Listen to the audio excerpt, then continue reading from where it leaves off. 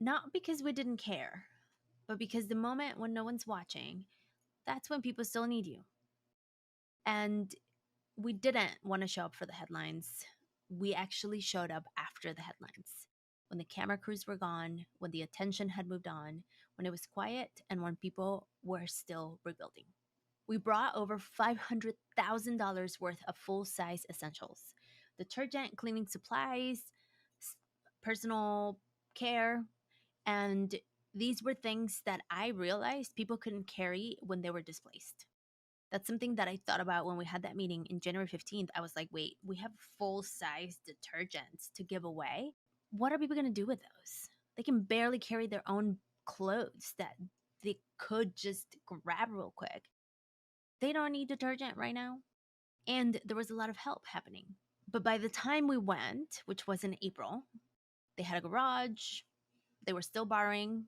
Many of them, they were still, como diríamos, estaban todavía de arrimados. They were still like borrowing a couch, a corner in somebody else's house, but they had already some element of a space. And they were ready to receive help at that point. We showed up. I truly believe that we showed up at the right time. Because here's the thing, I don't think we always have to be the first in the scene to make an impact.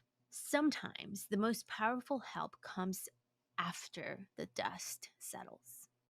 When people feel forgotten, that's when we shut up.